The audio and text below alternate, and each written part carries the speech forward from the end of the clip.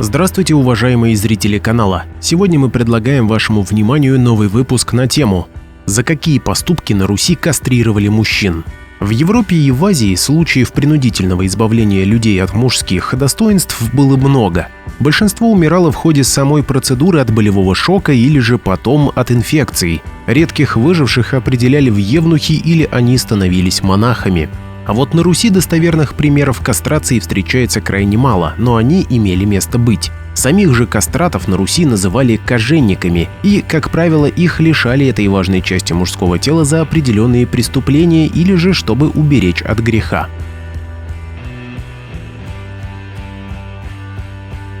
Сначала следует определиться с тем, кто же эти скопцы на Руси. Слово «евнух» заимствовано из греческого языка, и оно означает «охраняющее ложе», но на Руси имелось свое обозначение для кастратов – «коженник». С точки зрения происхождения слово связано с глаголом «казить», означавшим портить, калечить, искажать. Правда, часто на Руси коженниками называли не только оскопленных, но и повредившихся умом или же одержимых людей, которых по преданиям овеял леший вихрем.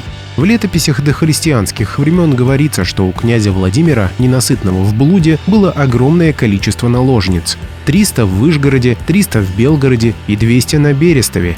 Кроме того, Владимир одновременно был еще и женат на 5 женщинах.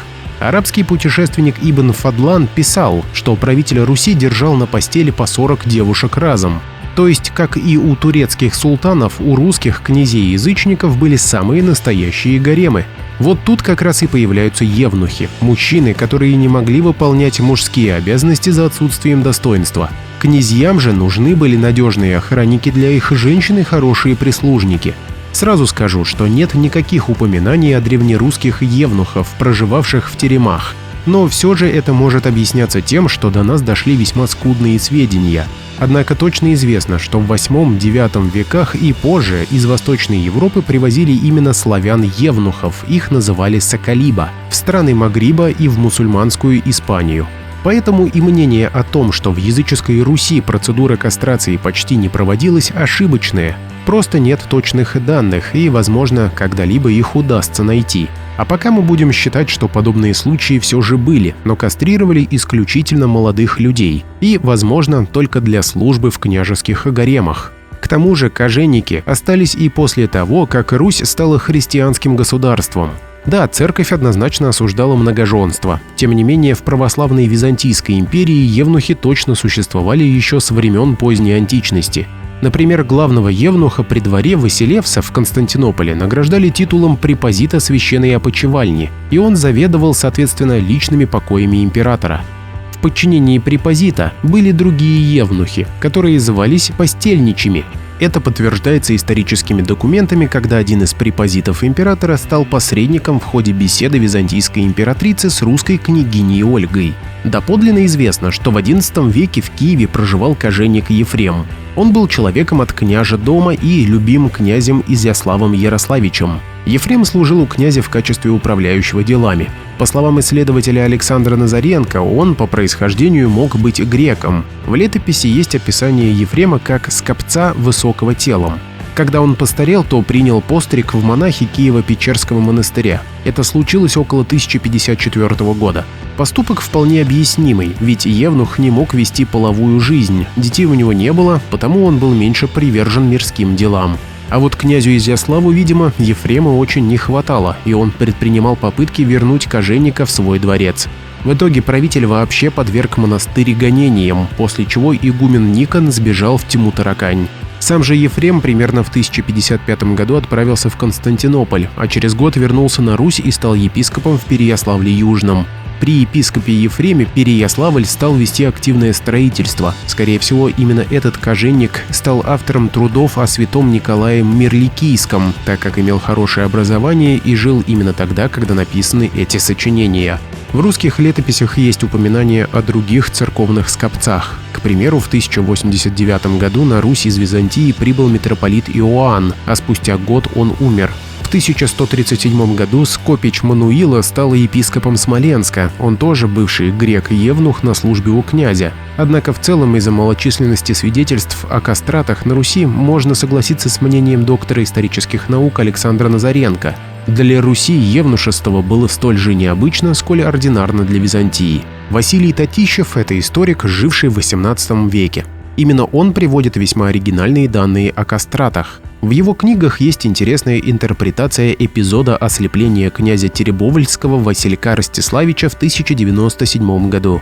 Если посмотреть на текст повести временных лет, князя Василька ослепили ножом. Его глаза вынул некий Торчин именем Беренди, Овчух Святополч. Если перевести на современный язык, то получается это слуга князя Святополка, происходивший из народа торков или же близкого к нему племени берендеев. Овчух же переводится историками как «овчар».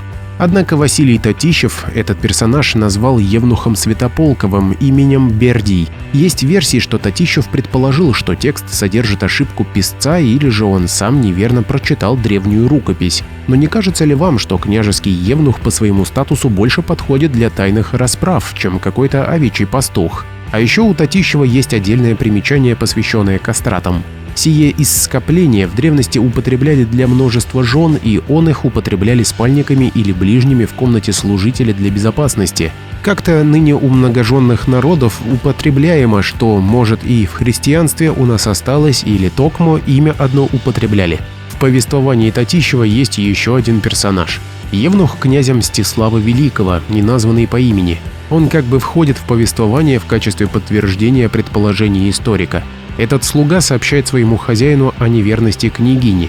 Женщина якобы изменяла Мстиславу с Тиуном Прохором Васильевичем, и именно за это князь и сослал Прохора в Полоцк. Впрочем, сюжет этот уже современные Татищеву историки и исследователи относили к недостоверным известиям. По словам Николая Карамзина, наши летописцы не выдумывали таких непристойных басен, а сама сказка о князе и евнухе похожа на повествование историка Яна Длугаша про путешествие и жизнь короля Польши. Итак, теперь, узнав, что за евнухи были на Руси, мы вернемся к вопросу, откуда же они, собственно, появлялись в христианские времена.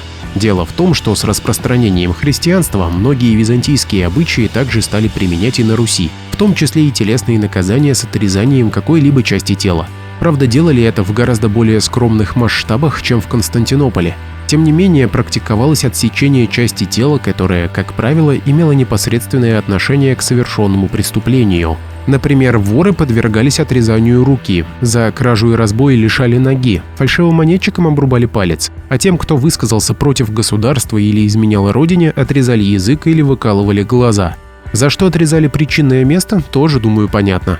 Правда, за прелюбодеяние и супружеские измены на Руси, как правило, наказывали только женщин. Им обревали головы или срезали ножом волосы. Выгоняли голышом на мороз или, если дело было летом, привязывали в лесу, обмазав медом. Иногда даже были случаи закапывания женщин живьем в землю. Мужчин за любовные похождения наказывали довольно редко. Однако, если кто-то из низшего сословия покушался на честь особы женского пола из высшего общества, то его вполне могли лишить причинного места. Как известно, в Западной Европе процесс кастрации за совершенные преступления был вполне законным. Имелись соответствующие государственные указы по этому поводу. За прелюбодеяние или изнасилование в Европе отрезали инструмент, сотворивший это преступление. Но на Руси такая казнь не была официальной. Люди просто устраивали самосуд. Родственники, обычно отец и братья обесчещенной девушки, находили виновника позора их семьи и без всякого суда и следствия отрезали ему причиндалы.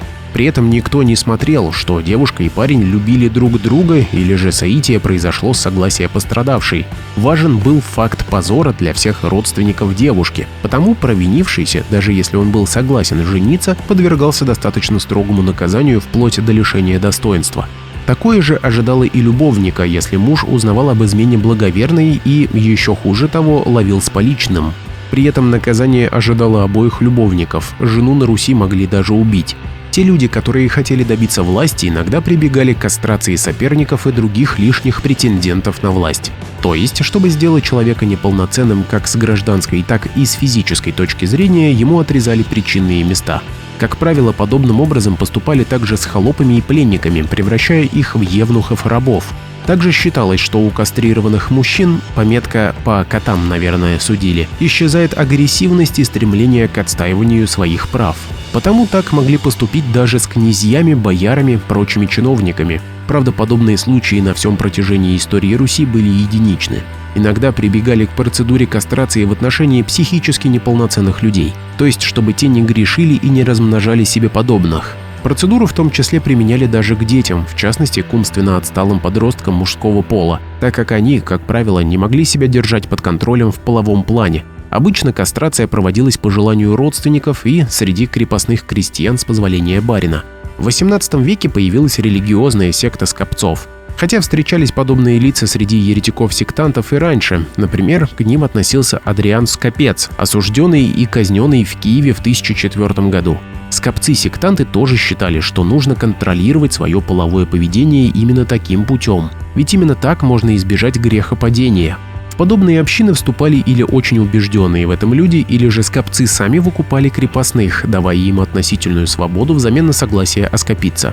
Сектанты лишали причинных мест даже малолетних мальчиков. Некоторые родители соблазнялись деньгами и отдавали своих сыновей скопцам. Раз мы заговорили о процессе лишения мужчин их детородного органа, нужно немного рассказать, как проходил процесс в секте скопцов. Дело в том, что описаний в литературе и в других источниках не сохранилось, а вот сектанты во всех подробностях описали весь процесс кастрации. Сначала бедолагам удаляли часть мошонки и яички, дробя молотом и прижигая каленым железом, чтобы продезинфицировать. Этот, как они говорили, обряд и есть огненное крещение. В другие времена вместо молота стали использовать режущие инструменты, считая это более гуманным. Рану они мазали или посыпали порошками. На месте раны через какое-то время появлялся рубец в форме подковы, который называли «малая печать скопца». Но даже после этих страшных процедур многие оскопленные имели способность к половому соитию. Узнав про это, особо бдительные сектанты стали удалять все детородные органы, это называли царской печатью. Кроме того, совершался обряд удаления сосков, это третья печать. В завершение всех мучений на боку скопца вырезали треугольник, это называлось четвертой печатью. Якобы последний знак делался в честь того, что именно в этом месте Иисус был пронзен копьем в руках Лангрина. Слава богу, что эта варварская процедура на Руси так и не получила широкое распространение и практиковалась лишь в сектах, или же происходили единичные случаи мщения за обесчещенных девушек. Именно это, и не только, конечно, отличает русский менталитет от европейского, где на законодательном уровне разрешали подобные издевательства над людьми, пусть даже они являлись преступниками. И о какой гуманности сейчас говорят европейцы, не очень-то понятно тем, кто знает историю. Для того, чтобы посмотреть и узнать еще больше интересных фактов неизвестной истории России, подпишись на канал и поставь лайк. Мы постараемся донести до каждого зрителя настоящую неизвестную историю России.